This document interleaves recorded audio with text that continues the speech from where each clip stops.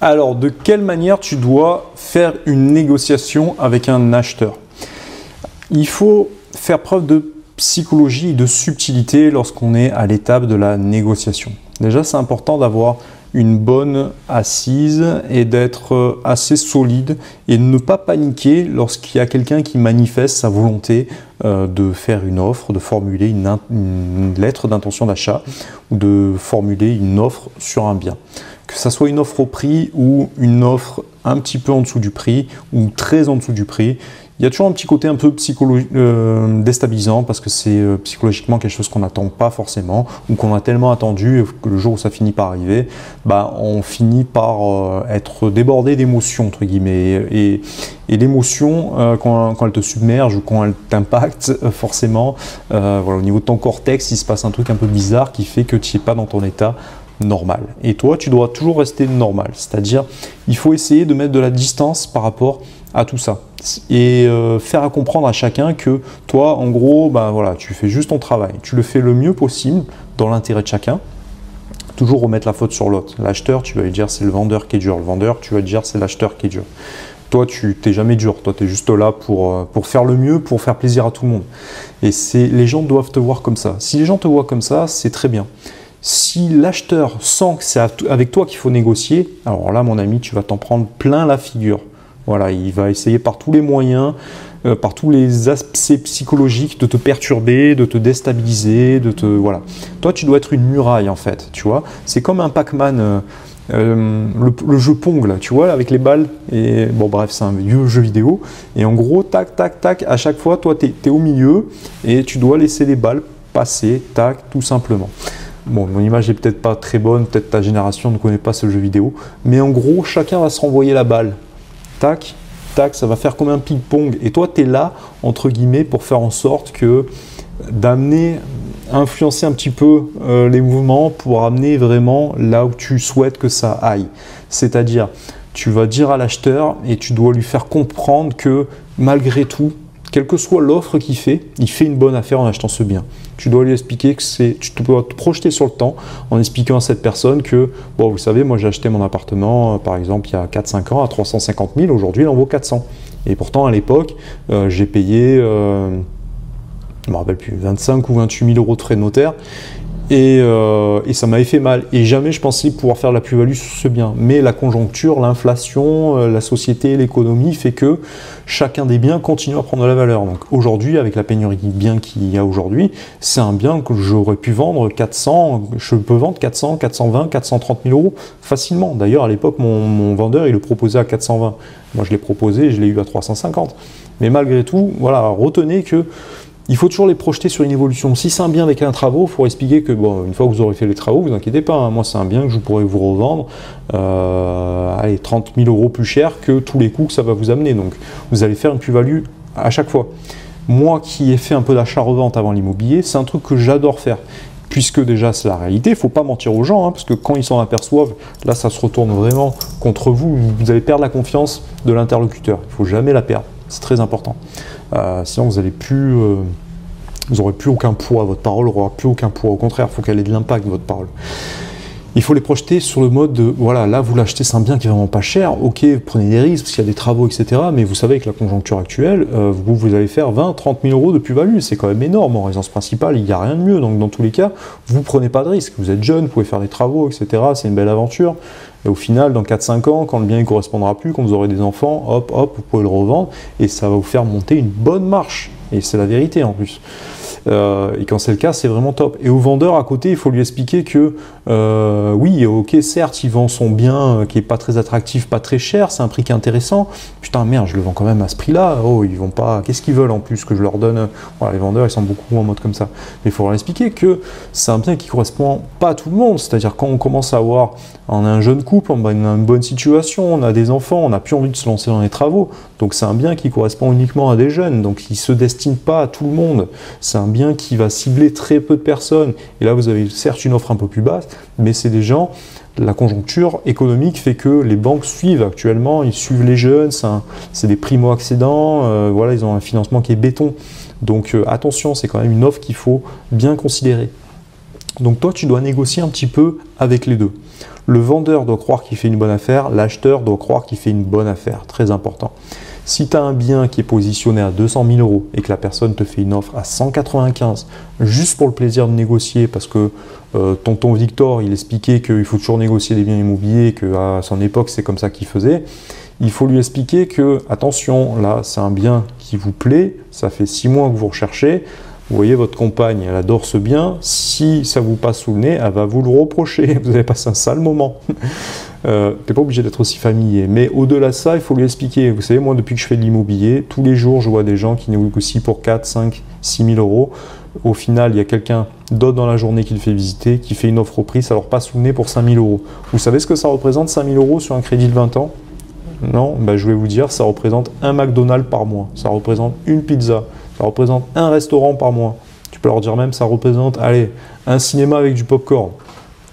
Est-ce que vous allez rater le bien de vos rêves, le bien qui vous fait rêver, sur lequel vous êtes prêt à vous lancer, pour un cinéma et un popcorn par mois? Bah, popcorn et le cinéma, vous le ferez chez vous. Ça coûte beaucoup moins cher. Voilà, donc ça, il faut... Voilà. Et dans ce cas-là, ça désacralise les choses. Là. Tu te dis, voilà, c'est plus 7-8 000 €. Les gens, ils se disent, voilà, 7-8 000 €... Putain, c'est une petite voiture quand même. Hein. Voilà, ils arrivent à imaginer ce qu'ils ratent, entre guillemets, ou ce qu'ils pourraient gagner en économisant ça. Mais sur un crédit à longue durée, il faut leur expliquer que c'est la banque qui finance, entre guillemets, et qu'au niveau de la mensualité, par mois, ça représente rien du tout. Rien du tout. Voilà. Et ça, c'est très important. Faire attention, voilà, moi, je vous le dis, ça risque de vous passer sous le nez. Ma collègue, cet après-midi, elle fait visiter avec ses clients. Les clients, ils viennent de, je sais pas moi, de Nice. Ils ont le couteau entre les dents. Ils viennent de Paris. Ils viennent de vendre leur maison. Ils ont 1 million de budget.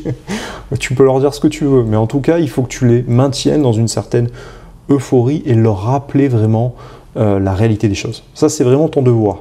Parce que eux, ils ont une vision un peu biaisée des choses. Tu vois, ils voient les choses qu'avec un œil. Ils ne voient pas très bien.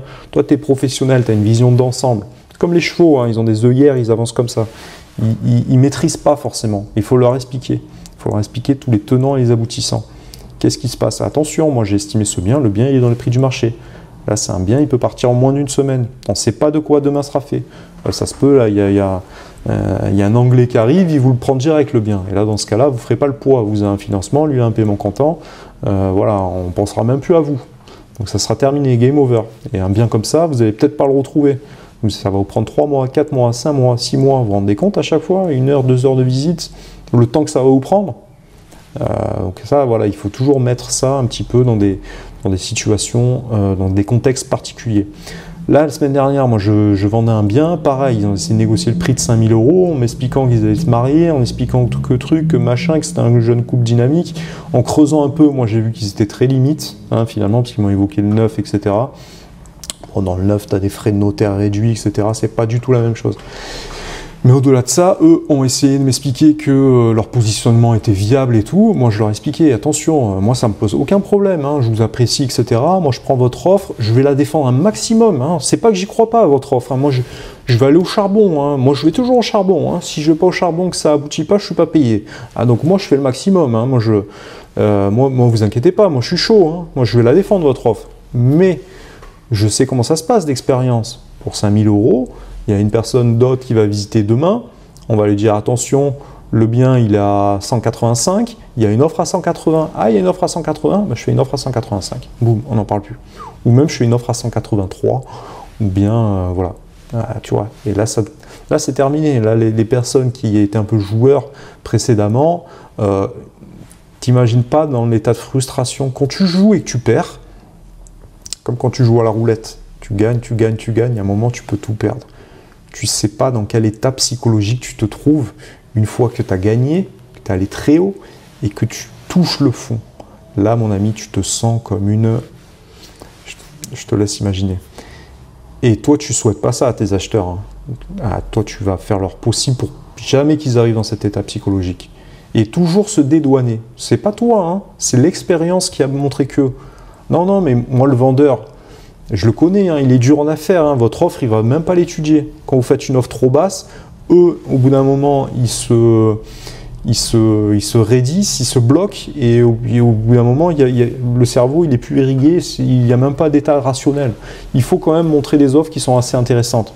Ah, vous savez, on n'est plus dans les années 70, hein, c'est terminé de faire des offres, voilà, plus personne n'a de cash, les offres comptant 30 000 € au-dessous du prix, c'est terminé. Maintenant, les acheteurs, on en a l'appel. Hein. Si c'est pas vous, j'ai encore 5 visites hein, dans la journée. Donc, et là, il y a une visite dans un quart d'heure. Donc, il faut se dépêcher. Donc, il faut toujours les mettre en concurrence. Il faut toujours les mettre en relation avec quelque chose de concret pour eux. Il faut toujours les mettre dans un contexte économique. Ça représente quoi? 20, 30 € par mois, là, ce que vous m'évoquez? Une négociation de 5-10 000 €? Bon, ok. Ah ouais, d'accord, ok. Faites une offre à ce prix-là, bon, bah ok. C'est peut-être pas que vous n'avez peut-être pas les moyens pour ce bien-là. Le bien n'est peut-être pas fait pour vous, hein, tout simplement. Hein, parce que moi, je sais qu'il est au prix. Bon, voilà, 30 € par mois. Vous êtes à 30 € par mois près? Ok, bon, c'est peut-être le cas, hein, mais dans ces cas-là, c'est pas peut-être. Je peux vous montrer des appartements moins chers, hein, vous savez. Hein. Ils sont un peu plus petits, ils sont pas dans le même état, mais ils sont très bien aussi. Hein. Il n'y a pas de jugement. Donc, toujours les remettre en relation et toujours se cacher derrière l'interlocuteur. C'est pas moi, vous savez, le vendeur il est difficile. Hein. Le vendeur il est médecin, il n'est pas pressé, il a un an pour vendre, il a déjà plein d'oseille, lui il s'en fout. Hein. Et lui il est à la retraite, ça va bien pour lui. Hein. Là il est devant Roland-Garros, il est tranquille, hein. Il boit un Perrier menthe. Hein. Voilà, tout va bien. Hein. Donc c'est plus vous, hein, attention. Hein. Par contre vous, voilà, donc toujours responsabiliser les autres. Tu crois mettre la pression, tu isoles la pression, tu la retournes et tu la remets sur eux. Tu les responsabilises de l'offre qu'ils font. Attention, hein, faites une offre à ce prix-là, moi je vous déconseille. Hein. Je ne vous le conseille pas du tout. Moi je serais vous, je ferais l'offre à tel prix. Au moins faire l'offre à tel prix. Et ça, attention, quand vous dites aux acheteurs qui vous posent la question est-ce que le bien est négociable, le bien il a 300, vous leur dites oui, je crois avoir cru comprendre que le bien il partait à 290. Le vendeur il est OK à 290. Toi, tu finis ta visite, tu es content, tu te dis, qu'est-ce que tu crois? Tu as compris qu'ils allaient faire l'offre, tu t'attends le soir à recevoir une offre à 290. Mais non, ils vont te faire une offre à 285. Et là, c'est toi le couillon. Pourquoi? Parce que quand tu leur dis un truc, les acheteurs, ils font toujours en dessous. Voilà. Ils se disent, ah oui, bah tiens, avec sa com, je vais lui faire sauter sa com.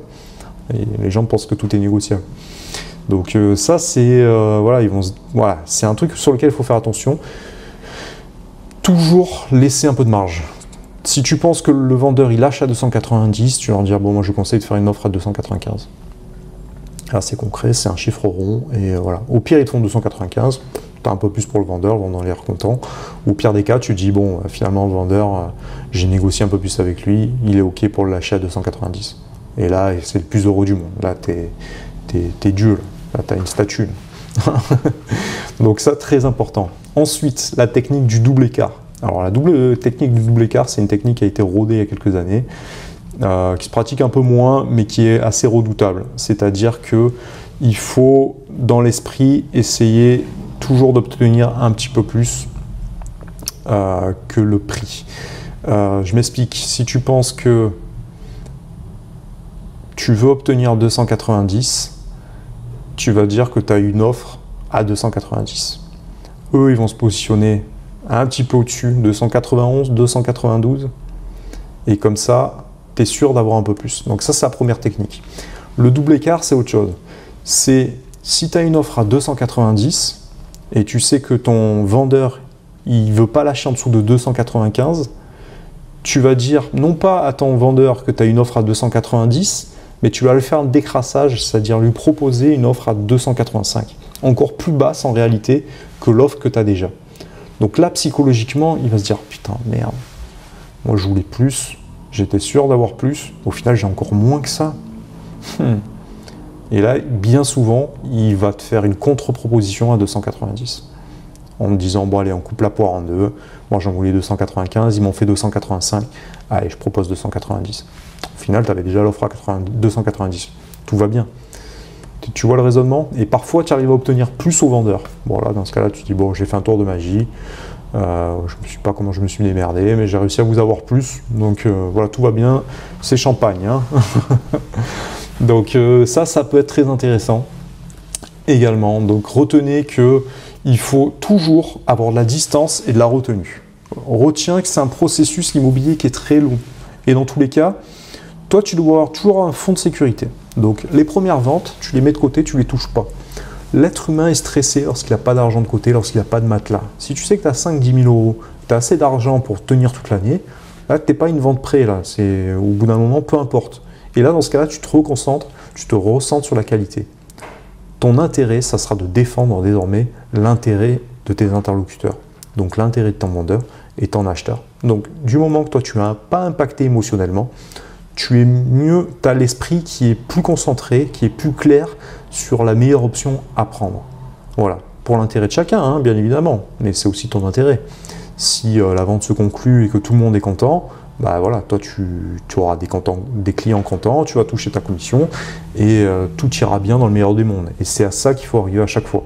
Donc ça, c'est assez important également, de toujours sortir et de ne pas faire l'ascenseur émotionnel. Tu l'as malgré tout dans ce métier, des bons moments, des mauvais moments, des bonnes négociations au prix, une personne qui se rétracte, une personne qui fait une offre un peu basse, refuser, une personne un peu plus haute, refuser une offre. Moi, on m'a appelé, ça a coupé la vidéo. Donc voilà, tu auras toujours cet ascenseur émotionnel. L'important, c'est de toi de prendre la distance un maximum avec ça pour garder vraiment l'esprit clair, la tête froide et pour agir le mieux possible. Et c'est comme ça qu'il faut négocier avec un acheteur.